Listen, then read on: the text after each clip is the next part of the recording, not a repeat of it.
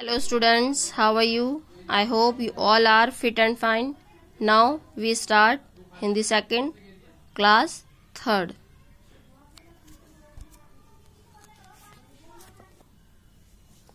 Lesson 7 सर्वनाम। इसमें आपको सर्वनाम के बारे में बताया जाएगा। दिए गए वाक्यों को ध्यानपूर्वक पढ़िए। राम एक विद्यार्थी है।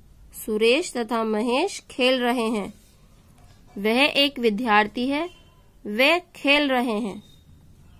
ऊपर दिए गए वाक्यों में वह तथा वे शब्द सर्वनाम है। ये दोनों शब्द क्या हैं? सर्वनाम। तथा इन्हें राम, सुरेश तथा महेश के स्थान पर प्रयोग किया गया है। राम, सुरेश तथा महेश संज्ञा शब्द हैं। इस प्रकार संज्ञा के स्थान पर प्रयोग किए जाने वाले शब्दों को सर्वनाम कहते हैं। कि जो शब्द संज्ञा के स्थान पर हम प्रयोग करते हैं उन्हें हम सर्वनाम कहते हैं। सर्वनाम की उपयोगिता।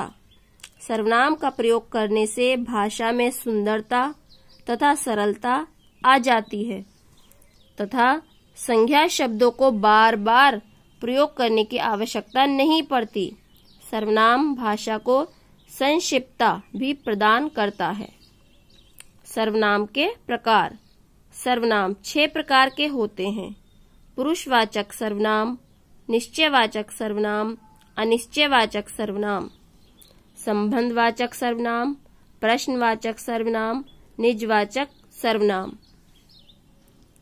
इस कक्षा में हम पुरुषवाचक तथा निश्चयवाचक सर्वनाम के विषय में ही पढ़ेंगे। मतलब यहाँ पर हम 2 के बारे में पढ़ेंगे। फर्स्ट, पुरुषवाचक सर्वनाम किसको कहते हैं?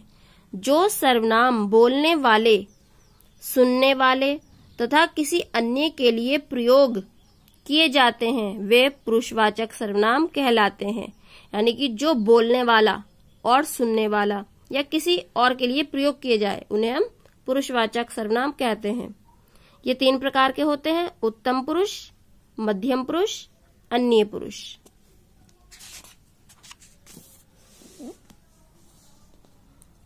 उत्तम पुरुषवाचक सर्वनाम। इन सर्वनामों का प्रयोग व्यक्ति स्वयं के लिए करता है। स्वयं यानी अपने लिए।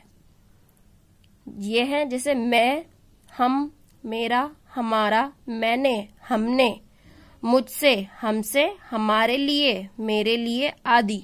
यानी कि जो शब्द हम अपने लिए प्रयोग करते हैं वो क्या कहलाते हैं? हमारे उत्तम पुरुषवाचक सर्वनाम।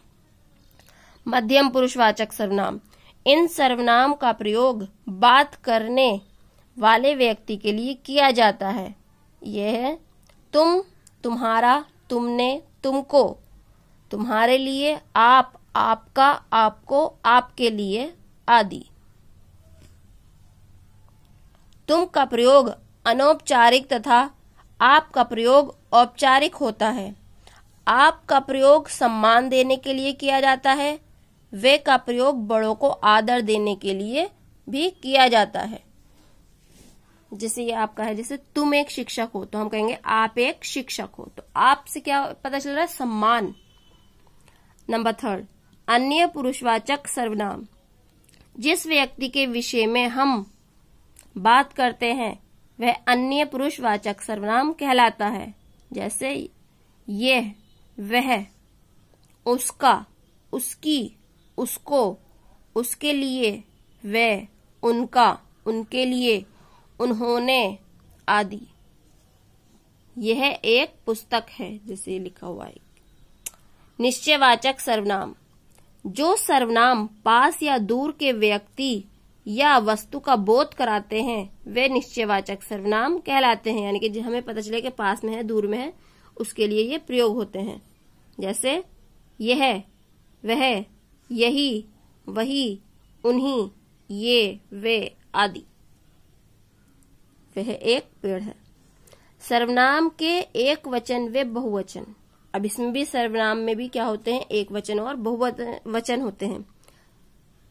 जैसे एक वचन है ये तू, बहुवचन में तुम, मुझे, हमें, उसने, उन्होंने, उसको, उनको। ये था आपका चैप्टर। आइए करते हैं इसका सिलेबस। फर्स्ट, निम्नलिखित प्रश्नों के उत्तर लिखिए। के सर्वनाम किसे कहते हैं? आंसर लिखेंगे आप। संज्ञा के स्थान पर प्रयुक्त होने वाले शब्द सर्वनाम कहलाते हैं। ख सर्वनाम के कितने भेद हैं? आंसर लिखेंगे सर्वनाम के 6 भेद होते हैं। पुरुषवाचक सर्वनाम, निश्चयवाचक सर्वनाम, अनिश्चयवाचक सर्वनाम, संबंधवाचक सर्वनाम, प्रश्नवाचक सर्वनाम, निजवाचक सर्वनाम। ग सर्वनाम का प्रयोग क्यों किया जाता है? आंसर सर्वनाम के प्रयोग से भाषा में सरलता व सुंदरता आती है। ये आपके क्वेश्चंस के आंसर। इन्हें आपको अपनी नोटबुक पर नोट करना है, होमवर्क है। सेकंड, रिक्त स्थान भरिए। हम साथ घूमने जाएंगे, उनके नाम क्या है? तुम्हारा। ने दरवाजे की घंटी बजाई, किसी। सड़क पर फोन गिर गया, किसका? ये भी आप होमवर्क में करेंगे फिलअप। थर्ड, निम्नलिखित में से सही विकल्प पर सही का चिन्ह लगाइए।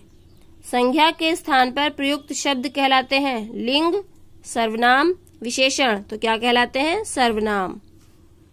ख पुरुषवाचक सर्वनाम है मैं, जो, कौन, मैं।